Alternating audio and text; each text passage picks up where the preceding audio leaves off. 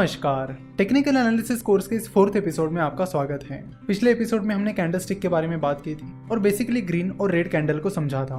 आज हम वहां से आगे बढ़ेंगे। तो किसी भी कैंडल की जो बॉडी होती है वो बहुत इंपॉर्टेंट होती है।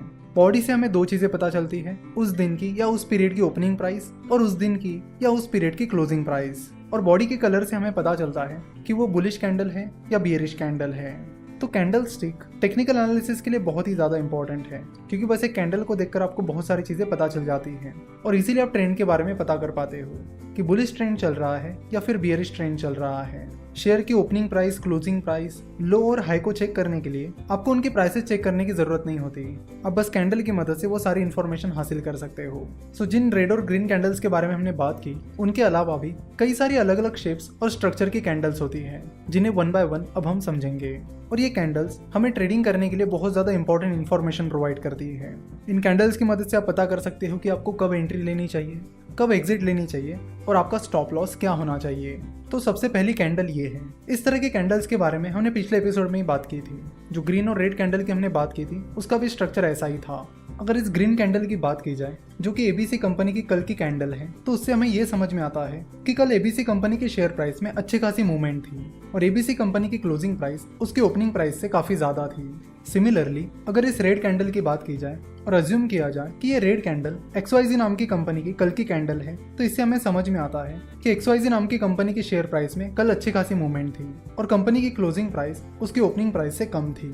नाउ अब इन कैंडल्स की बात करते हैं। तो अगर आप देखोगे तो इन कैंडल में और पिछली वाली कैंडल्स में डिफरेंस ये था कि पिछली वाली कैंडल्स की जो शैडोज थी वो काफी लंबी थी और इन कैंडल्स की जो शैडो है वो उतनी लंबी नहीं है। तो अगर किसी कैंडल की शैडो कम है तो उससे हमें क्या पता चलता है? तो उससे हमें पता चलता है कि अगर वो ग्रीन कैंडल है तो उसकी क्लोजिंग प्राइस उसके हाई प्राइस के काफी नजदीक थी और साथ ही उसकी ओपनिंग प्राइस उसके लो प्राइस से काफी नजदीक थी। वही अगर वो रेड कैंडल है तो उससे हमें पता चलेगा कि उसकी क्लोजिंग प्राइस उसके लो प्राइस से काफी नजदीक है और उसकी ओपनिंग प्राइस उसके हाई प्राइस से नजदीक है, जैसा कि आप यहाँ पर सामने देख सकते हो। अगली जो कैंडल्स हैं वो कुछ इस तरह की हैं। तो आप देख सकते हो कि इन कैंडल्स को तो सिर्फ बॉडी है, उनकी शैडोज गायब है, यानी उन्हें शैडोज ही नहीं है। तो अगर किसी कैंडल को शैडोज ही नहीं है तो उसका क्या मतलब होता है? तो उसका मतलब होता है कि अगर वो ग्रीन कैंडल है तो उसकी क्लोजिंग प्राइस उसके हाई प्राइस के बराबर है, वही उसकी ओपनिंग प्राइस उसके लो प्राइस के बराबर है। वही अगर वो रेड कैंडल है यानी बियरिश कैंडल है तो उसकी क्लोजिंग प्राइस उसके लो प्राइस के बराबर है, वही उसकी ओपनिंग प्राइस उसके हाई प्राइस के बराबर है। अब अगले कैंडल्स के बारे में बात करते हैं। अगली कैंडल्स कुछ इस तरह दिख रही है, जिसमें उनकी बॉडी काफी छोटी है, वही उनके शैडोज काफी ज्यादा लंबी है। तो इनसे हमें क्या पता चलता है? तो इनसे हमें पता चलता है कि जिस दिन की ये कैंडल है उस दिन शेयर प्राइस में मूवमेंट तो काफी ज्यादा थी, पर शेयर प्राइस आखिर में उसके ओपनिंग प्राइस के बराबर जाकर ही क्लोज हुई है। अगर वो ग्रीन कैंडल है तो उसकी क्लोजिंग प्राइस उसकी ओपनिंग प्राइस से थोड़ी सी ही ज्यादा ऊपर है, वही अगर वो रेड कैंडल है तो उसकी क्लोजिंग प्राइस उसकी ओपनिंग प्राइस से थोड़ी सी ही ज्यादा कम है। तो इन कैंडल से हमें पता चलता है कि उस दिन शेयर प्राइस में मूवमेंट बहुत ज्यादा हुई थी। जैसे कि आप देख सकते हो कि उसके लो प्राइस में और हाई प्राइस में काफी ज्यादा डिफरेंस था, पर वो शेयर प्राइस उसके हाई प्राइस पर या लो प्राइस पर मेंटेन नहीं रह पाई और आखिर में वो शेयर प्राइस उसके ओपनिंग प्राइस के पास जाकर ही क्लोज हुई। तो अगले कैंडल का पैटर्न कुछ इस तरह है, जिसमें आप देख सकते हो कि बॉडी लगभग नहीं के बराबर है। तो ऐसी कैंडल से हमें क्या पता चलता है? तो ऐसी कैंडल से हमें पता चलता है कि उस कैंडल की ओपनिंग प्राइस और क्लोजिंग प्राइस सेम ही है। अगर ओपनिंग प्राइस और क्लोजिंग प्राइस सेम है तो फिर वो कैंडल रेड है या ग्रीन है, इसका सवाल ही नहीं आता। तो ऐसे कैंडल से हमें ये समझ में आता है कि शेयर प्राइस में मूवमेंट तो अच्छी खासी थी, पर शेयर प्राइस जहां पर ओपन हुई वही जाकर क्लोज हो गई, वो अपने मोमेंटम को बनाए नहीं रख पाई। उसके बाद कुछ कैंडल इस तरह की होती है जिनमें लोअर शैडो ही नहीं होती।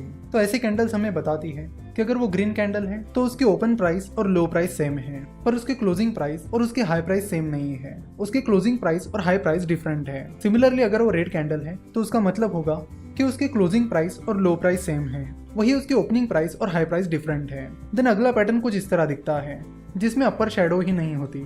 सो ऐसे कैंडल से हमें ये पता चलता है कि अगर वो ग्रीन कैंडल है तो उसकी क्लोजिंग प्राइस और हाई प्राइस सेम है, वही उसकी ओपनिंग प्राइस और लो प्राइस डिफरेंट है। वही अगर वो रेड कैंडल है तो उससे हमें पता चलेगा कि उसकी ओपनिंग प्राइस और हाई प्राइस सेम है, वही उसकी क्लोजिंग प्राइस और लो प्राइस डिफरेंट है। तो ये जो अलग अलग तरह की कैंडल्स होती है वो हमें अलग अलग इंडिकेशंस देती है। इन सब कैंडल्स का नाम भी अलग अलग होता है और उनके मीनिंग भी अलग अलग होते हैं।